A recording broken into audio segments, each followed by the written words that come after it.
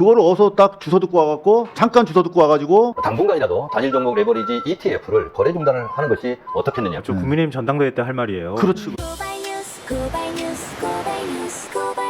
단일 종목 레버리지 ETF를 거래 중단을 하는 것이 자, ETF 얘기까지 나왔습니다. 사실 지금 이 부분과 관련해서 많이 피해 보신 분들이 지금 뭐 어마어마하고 이 현안이기 때문에 일흥 어떻게 보면 상당히 좀 시원하다라고 하는 반응도 있어요, 일각에서는. 그런데 일단 팩트 체크부터 해드리고 넘어가도록 하겠습니다. ETF 관련해서 싸늘하게 이걸 뭐 거래 중지하자, 이거 준비된 멘트입니다, 그죠? 좀 더 자세히 볼게요.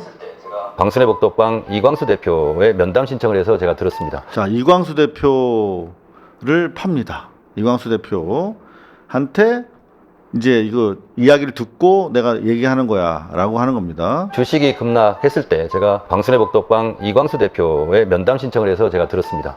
주식이 오를 때는 서로 전문가들도 부르고 서로 생색도 내고 하는데 주식이 떨어지니까 부르는 사람이 없더라 하는 말이 참으로 마음이 아팠습니다. 들어보니 단일 종목 뭔 소리야 이게 뭐 개인 사적인 얘기를 이렇게 하고 있어요, 이 귀한 시간에. 그리고 나서 정작 이제 이광수를 팔고 이 얘기를 하는 겁니다. 레버리지 ETF가 실제로 변동성을 크게 하는 주요 원인 중에 하나라고 제가 들었습니다.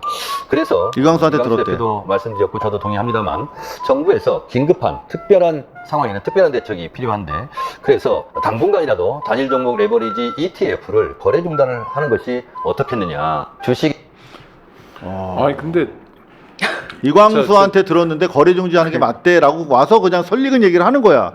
검토해 본 적도 없어. 아니, 이광수한테 들은 거야. 주가가 이제 곤두박질 치는 이유가 여러 있잖아요. 어제 같은 경우에 하이닉스 실적 발표했는데도 그 주식 투자하는 사람들의 양이 안 차고도 있고 그다음에 ETF도 당연히 있는 거죠.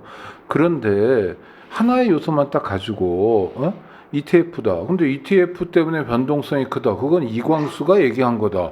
그러니 나는 권위를 갖는다. 나는 맞다. 뭐 이런 식으로 가는 건 정말 용감하긴 한데 국가 정책을 이런 식으로 하면 큰일 나요. 근데 여기서 이제 숨은 그림이 있어요. 이광수를 왜 파냐면 이광수는 딴지 방송 뉴스공장의 프로그램 진행자입니다. 그리고 네. 뉴스공장 김어준 내 프로그램에도 자주 나가는 분이고, 그러니까 이 자기가 바라보는 좀 당원들이 알아서 결정해 줄 거다라고 하는 거는 딴지 시청자들과 게시판 유저들을 말하는 거예요. 그리고 이광수가 이렇게 하라고 그랬다. 이거 다시 말하면 뉴스공장이 이렇게 하래라는 얘기를 하는 겁니다. 절대적으로 신성시되고 있는, 너 십자가 밟을 거야, 뉴스공장 조질 거야, 안 할 거잖아. 그러니까 나는 뉴스공장의 힘을 빌어서 말하는 거고, 이 사람들이면 나는 충분히 유효한 득표를 통해서 권리당원, 뭐 당원들 통해서 나는 연임할 수 있어라고 하는 이제 신뢰에서 오는 얘기인데, 중요한 거는 자 실제로 한번 얘기를 들어볼게요. 이광수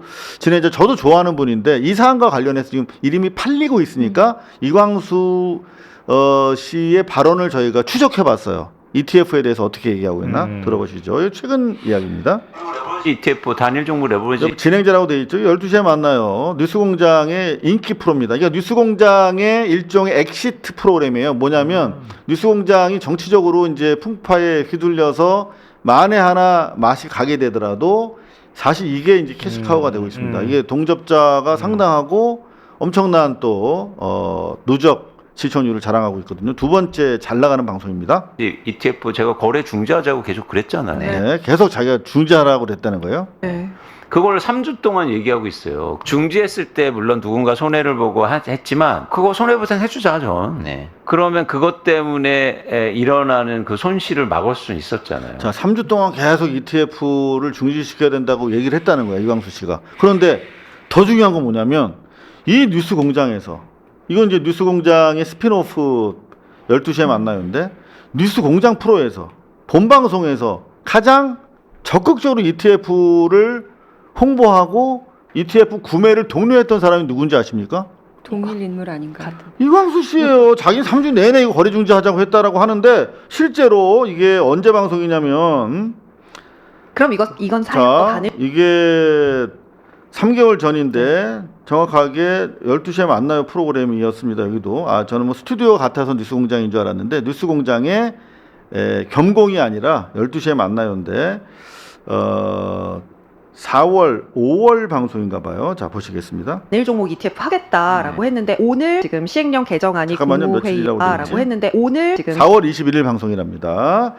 자, 3주 동안 거래 중지하자고는 했는데 이미 그 전부터 오랫동안 ETF를 홍보하고 있습니다. 단일 종목 ETF를. 시행령 개정안이 국무회의에서 의결이 돼서요. 이르면 5월 22일부터 단일 종목 레버리지 ETF 상장이 가능해졌습니다. 아마도 현행 기준 요건을 봤을 때 삼성전자, SK하이닉스 아니고서는 단일 종목 레버리지가 나오겠냐라는 것이 시장의 분석이고요. 그럼 이건 사요? 수익이 나면 2배, 떨어져도 2배. 이렇게 만드는 ETF를 드디어 이제 출시하게 됐다는 드디어 출시하게 됐다. 건데, 저는 근데 이거는 좋습니다. 어차피 내가 좋대. 삼성 살 건데 곱하기 2 하면 되잖아. 종목에는 확신 갖고 있는 분들한테는 이거는 괜찮다. 어쨌든 그러면은 이 ETF를 통한 수급이 또 들어올 거잖아요. 또. 삼성전자, SK하이닉스는 그러면 그러니까 기가 수급이 막히다. 기다리고 있는 수급이 더 많아진다는 맞아요. 뜻으로 해석해도 되는 맞아요. 건가요? 심지어 지금 없는 수요도 창출돼. 저도 근데 그렇죠. 여기에는 긍정적이에요. 네. 근데 긍정적이라고 분명히 얘기하고 있죠.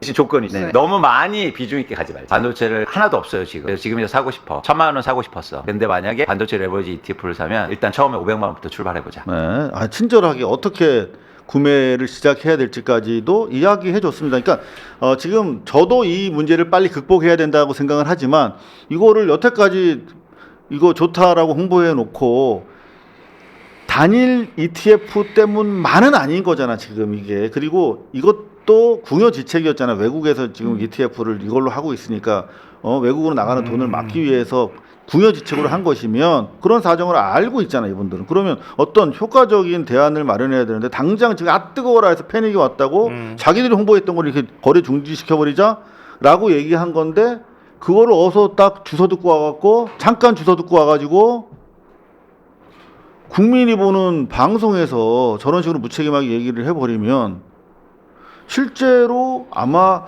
사이다 발언으로 더 아마 개혁적이라는 걸 자기가 강조하고 싶은 코드였잖아요. 어제 내내. 예? 이 내가 소- 개혁할 수 있는 당대표가 되겠다. 개혁적으로 느껴진다니까 이런 것들이. 그러니까 소그룹의 네트워크가 이렇게 서로 소통하는구나라고 보여주는 한 장면이었어요. 왜냐하면 이광수, 박시동 지금 평론가, 주식 네. 전문가, 부동산 전문가가 나와서 한 화면에 담겼는데 평택 선거에서 조국 후보 유세차에 올라서 내가 이쪽의 전문가인데 나라면 조국이라는 후보를 선택한다. 그래야 가치가 오를 거고 나를 믿고 조국에 투표해라 라고 얘기했던 분들이에요. 그러면 이광수가요? 이 두 분 다요. 어. 그렇다면 이제는 뭐 확신이 생기는 거죠. 왜 합당을 이야기하는지, 왜 조국을 응원하면서 뽑아달라고 운동을 했는지, 그리고 ETF 이야기 뭐 이 사람한테 들었으니 나는 권위 있는 자에게 이야기를 들어서 확신을 가진다라고 당대표 후보가 얘기를 했던 부분까지 그냥 정말 나쁘게 얘기하면 침묵질이에요. 다른 전문가들 복수의 의견을 들어서 내가 판단을 하거나 같은 당 사람들 전문가들하고도 의논을 해야죠.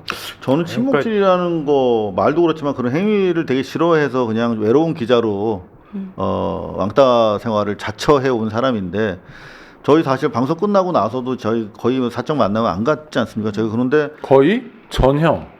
그쵸, 수정해 주세요. 전형. 저는 한 번도 혹시 가질지도 모르기 때문에. 참여잖아요. 오늘 한잔 하실래요? 아 됐어요. 그런데 실제로 이제 이렇게 친분이 있다 하더라도 저나 우리 여러분들은 사안에 대해서 각자 목소리를 내잖아요. 비록 친분이 있다 하더라도 그것과 우리 이성적 판단, 합리적 판단 다른 거니까. 근데 어떻게 이렇게 다 똑같이 일사불란하게 같은 얘기들 하냐고. 유시민 씨 말이 갑자기 떠올라요.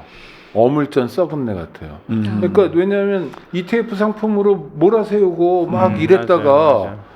쭉 빠지니까 ETF가 영향이 당연히 있죠. 빠지니까 나는 그거 뭐 이러면서 유체 이탈식으로 빠져나가고 나는 책임이 없어. 난 늘 옳거든. 난 진짜 배기 전문가거든. 그리고 청래 형도 마찬가지고 이런 얘기를 하고 있는 거잖아요. 그러니까 저게 결국 이제 수의가 없기 때문에 무책임하게 저렇게 네.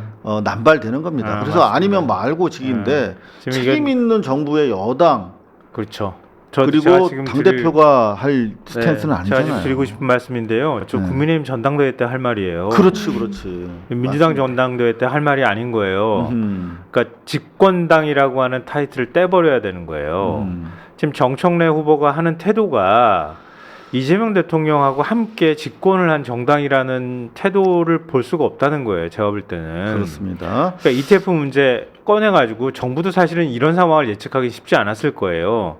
그 부분에 대해서는 비판받을 소지가 저는 있다고 보거든요. 그렇죠. 근데 그걸 비판을 야당은 할 수 있지만 여당에서 앞으로 당대표가 될 사람인데 이 문제를 어떻게 해결할 것인가, 어떻게 안착시킬 것인가, 지금 굉장히 위험한 상황으로 가고 있다고 하면 어떻게 안정화를 시킬 것인가를 고민해서 얘기해야 되는데 깔끔하게 없애버리죠 뭐, 중지시켜버리죠 뭐 이광수라는 사람은 전문가니까 자기가 뭐 그런 얘기를 할 수 있겠지. 왜냐면 책임 안 져도 되는 거니까. 유시민이라는 사람이 하는 얘기랑 똑같은 거예요.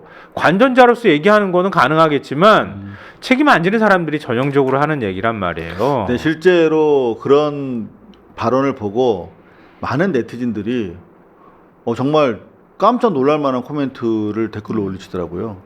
지난 세월호 참사 직후에 해경 없애자라고 했던 박근혜가 생각난다는 거야. 아주 그냥 주먹국으로 바로 이렇게 던졌다가 결국 하지도 않는